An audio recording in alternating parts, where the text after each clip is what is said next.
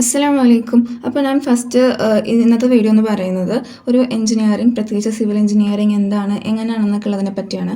ഒരുപാട് പേര് കമൻറ്റ് ചെയ്തു, അതുകൊണ്ടാണ് ഞാൻ ചെയ്യുന്നത്. ഓക്കെ, അപ്പോൾ ഫസ്റ്റ് നമ്മൾ ഇതിനെപ്പറ്റി പറയുന്നതിന് മുന്നേ ഒരു എഞ്ചിനീയറിംഗ് പഠിക്കേണ്ടതിൻ്റെ എലിജിബിലിറ്റി ക്രൈറ്റീരിയ എന്താണെന്ന് പറയാം.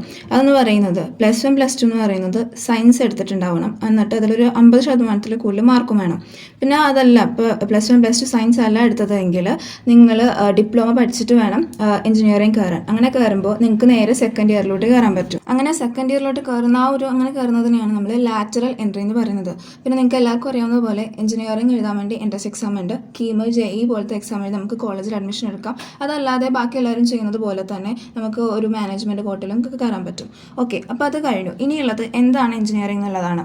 എല്ലാ എഞ്ചിനീയറിംഗും 4 വർഷം ഉണ്ടാകും. 4 വർഷത്തിൽ ഫസ്റ്റത്തെ ഇയർ എന്ന് പറയുന്നത് എല്ലാ ബ്രാഞ്ചും എല്ലാ ഡിപ്പാർട്ട്മെൻറ്റിലും കോമൺ ആയിട്ടുള്ള കാര്യങ്ങളായിരിക്കും പഠിക്കാൻ പറ്റുന്നത്. എന്നിട്ട് എഞ്ചിനീയറിംഗ് എന്ന് പറയുമ്പോൾ മാത്സ് ഉണ്ടെന്ന് അറിയാം അല്ലേ. ഈ മാത്സ് എന്ന് പറയുന്നത് ആദ്യത്തെ 4 സെം മാത്രമേ ഉണ്ടാവുള്ളൂ. അത് കഴിയുമ്പോൾ മാത്സ് ഉണ്ടാവില്ല. പിന്നെ ഫസ്റ്റ് ഇയർ കഴിഞ്ഞ് കഴിഞ്ഞാൽ പിന്നെ നമ്മൾക്ക് ഏതാണോ എടുത്ത ഡിപ്പാർട്ട്മെൻറ്റ്, ആ ഡിപ്പാർട്ട്മെൻറ്റിൻ്റെ വയസ്സ് മാത്രമേ പഠിക്കാനുണ്ടാവുള്ളൂ, അല്ലാതെ കോമൺ ആയിട്ട് ഉണ്ടാവില്ല. പിന്നെ എഞ്ചിനീയറിംഗിൽ മൈനറും ഉണ്ട്, ഓണറും ഉണ്ട്.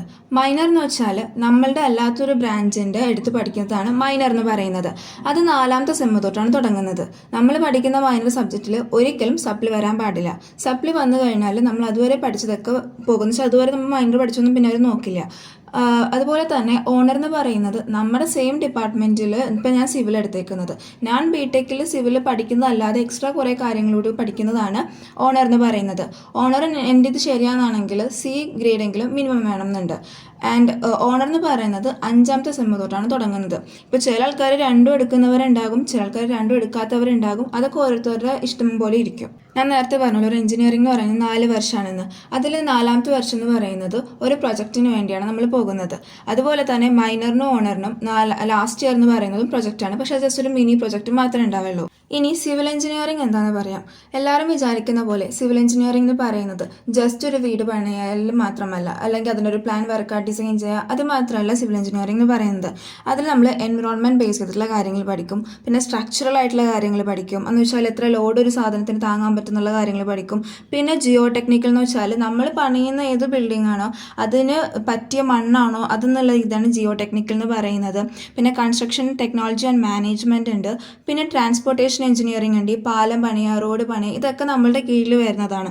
And hydraulics and water resource എന്ന് പറഞ്ഞൊരു സംഭവമുണ്ട്. അതെന്ന് വെച്ചാൽ നമ്മൾ പണിയുന്ന ഡാമും കാര്യങ്ങളൊക്കെ ഇല്ലേ, അത് നമ്മളാണ് പണിയുന്നത്. അപ്പോൾ എത്രത്തോളം ഉള്ള ഡാമാണ് അവിടെ പണിയേണ്ടത്, എങ്ങനത്തെ ഡാമാണ് പണിയേണ്ടത്, ഇതെല്ലാം ഒരു സിവിൽ എഞ്ചിനീയറിംഗ് ചെയ്യുന്ന കാര്യങ്ങളാണ്. പിന്നെ ഒരുപാട് പേര് ലാബുകളെ പറ്റി ചോദിച്ചിട്ടുണ്ട്. ലാബുകൾ എന്ന് പറയുമ്പോൾ എല്ലാം പുറത്തിറങ്ങി ചെയ്യുന്ന ലാബല്ല. ഇപ്പോൾ സർവേ എന്നുള്ള കാര്യങ്ങൾ മാത്രമാണ് നമ്മൾ കുറച്ചും കൂടി ഗ്രൗണ്ടിൽ പോയി ചെയ്യുന്നത്. കാരണം നമുക്ക് ഓരോ ഗ്രൗണ്ടിൻ്റെ ഇലവേഷൻ എടുക്കലൊക്കെ അതും പുറത്ത് നിന്ന് ചെയ്യാൻ പറ്റും.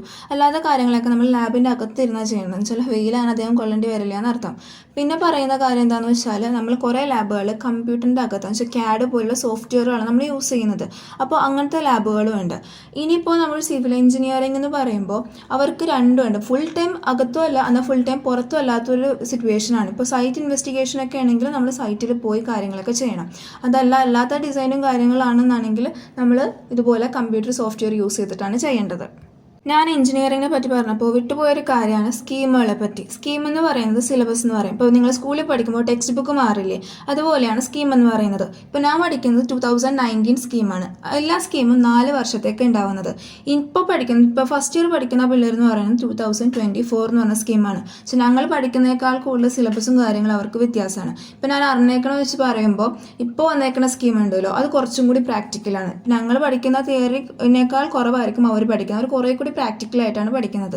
അപ്പോൾ നിങ്ങൾ ഇപ്പോൾ സിവിൽ എഞ്ചിനീയറിംഗ് കയറണമെന്നാണെങ്കിൽ നിങ്ങൾ 2024 സ്കീമിലായിരിക്കും പോകുന്നത്. ഇനി MTech എന്ന് പറഞ്ഞൊരു സംഭവം.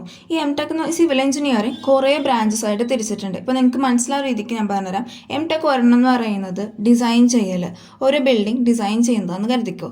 പിന്നെ അതെന്ന് പറയുന്നത് ഞാൻ നേരത്തെ പറഞ്ഞ പോലെ ഒരു ബിൽഡിങ്ങിൽ അല്ലെങ്കിൽ ഒരു കൺസ്ട്രക്ഷനിൽ എത്ര ലോഡ് താങ്ങും എന്നുള്ളതിനെ പറ്റിയാണ് ഒരു ഇതെന്ന് പറയുന്നത്. പിന്നെ എൻവയോൺമെൻറ്റിനെ പറ്റി, അവിടെ എടുക്കുന്ന പൊല്യൂഷൻ കാര്യങ്ങൾ അതിനൊക്കെ പറ്റിയ ഒരു ബ്രാഞ്ച് ഉണ്ട്. പിന്നെ ഉള്ളതെന്ന് പറയുന്നത് ജിയോ ടെക്നിക്കൽ, നമ്മൾ ഉപയോഗിക്കുന്ന കൺസ്ട്രക്ഷൻ വരുന്ന സോയിൽ എങ്ങനത്താണ് അതിനൊക്കെ പറ്റി പഠിക്കുന്നതാണ് ജിയോ ടെക്നിക്കൽ. പിന്നെ നേരത്തെ പറഞ്ഞ പോലെ റോഡ്, പാലം, ബ്രിഡ്ജ് അതിനൊക്കെ വരുന്നത് ട്രാൻസ്പോർട്ടേഷൻ എഞ്ചിനീയറിംഗ്. പിന്നെ ഹൈഡ്രോളിക്സ്, ഡാം, അതുപോലത്തെ റിസർവോയർ കാര്യങ്ങളൊക്കെയാണ് ഹൈഡ്രോളിക്സിൽ വരുന്നത്. അങ്ങനെ ടെക്കിൽ ഇതുപോലെ ഒരുപാട് നമുക്ക് പിന്നെയും കുറേ കൂടി വെറൈറ്റികളുണ്ട്. നമുക്ക് ഏതാണോ കൂടുതൽ, ഇപ്പോൾ സിവിൽ എഞ്ചിനീയറിംഗ് പഠിച്ചു കഴിഞ്ഞിട്ട് നമുക്കതിൽ ഇന്നൊരു പോർഷൻ ആയിരിക്കും കൂടുതൽ ഇഷ്ടപ്പെടുന്നത്. ഇപ്പോൾ എനിക്കെന്ന് പറയുന്നത് കൺസ്ട്രക്ഷൻ ടെക്നോളജി ആൻഡ് മാനേജ്മെൻ്റ് ആണ്. വെച്ചാൽ ഒരു ബിൽഡിംഗ് കൺസ്ട്രക്ഷൻ കുറച്ചും കൂടി ഫോക്കസ് ചെയ്ത് പഠിക്കണമെന്നാണ് എനിക്ക് താല്പര്യം. അപ്പോൾ ഞാൻ ടെക് എടുക്കുന്നത് ഈ പറഞ്ഞ പോലെ കൺസ്ട്രക്ഷൻ ടെക്നോളജി ആൻഡ് മാനേജ്മെൻറ്റ് കാര്യങ്ങളായിരിക്കും. സിവിൽ എഞ്ചിനീയറിംഗ് എന്ന് പറയുന്നത് വൈഡ് റേഞ്ച് ആയതുകൊണ്ട് തന്നെ ജോബ് എന്ന് പറയുന്നതും അത്ര തന്നെ ഇതുള്ളതാണ്. ഇതിപ്പോൾ സ്ട്രക്ചറൽ എഞ്ചിനീയറിംഗ് ഉണ്ട്, സേഫ്റ്റി എഞ്ചിനീയറിംഗ് ഉണ്ട്, സൈറ്റ് എഞ്ചിനീയറിംഗ് ഉണ്ട്. അങ്ങനെ ഒരുപാട് ജോബ് ഓപ്പർച്യൂണിറ്റീസ് നമ്മൾക്കുള്ള ഒരു സംഭവമാണ് സിവിൽ എഞ്ചിനീയറിംഗ് എന്ന് പറയുന്നത്. ആൻഡ് സിവിൽ എഞ്ചിനീയറിംഗ് പഠിച്ചു കഴിഞ്ഞ് ചില ആൾക്കാർ ചില കോഴ്സുകൾ എടുക്കും, ചെറിയ ചെറിയ കോഴ്സുകൾ എടുത്തിട്ട് പിന്നെ ജോബ് ചെയ്യുന്ന ആൾക്കാരും ഉണ്ട്. അപ്പോൾ ഞാൻ ശരിക്കും പറഞ്ഞാൽ സിവിൽ എഞ്ചിനീയറിംഗ് നല്ലൊരു ബ്രാഞ്ചാണ്. താല്പര്യമുള്ള ആൾക്കാരൊക്കെ വന്ന് പഠിക്കാം. അങ്ങനെ അത്ര ടഫോ അത്ര ഈസി അല്ലാത്തൊരു സംഭവമാണ്. നമുക്കൊരു ഇൻട്രസ്റ്റ് ഉണ്ട്, പഠിക്കാൻ താല്പര്യം ഉണ്ടെന്നാണെങ്കിൽ നമുക്ക് എളുപ്പം ക്യാച്ച് ചെയ്യാൻ പറ്റുന്ന ഒരു സംഭവമാണ് സിവിൽ എഞ്ചിനീയറിംഗ് എന്ന് പറയുന്നത്. പിന്നെ മാത്സിന് ഭയങ്കര പുറകോട്ടാണ്, ഫിസിക്സ് പുറകോട്ടാണ്, ബയോളജി, കെമിസ്ട്രി പുറകോട്ടാണ്, അതൊന്നും ഇതിൽ കുഴപ്പമില്ല. കാരണം നമ്മൾ ആ ഒരു ലോജിക്ക് അനുസരിച്ചിട്ടാണ് ഇത് മെയിൻ പോകുന്നത് തന്നെ.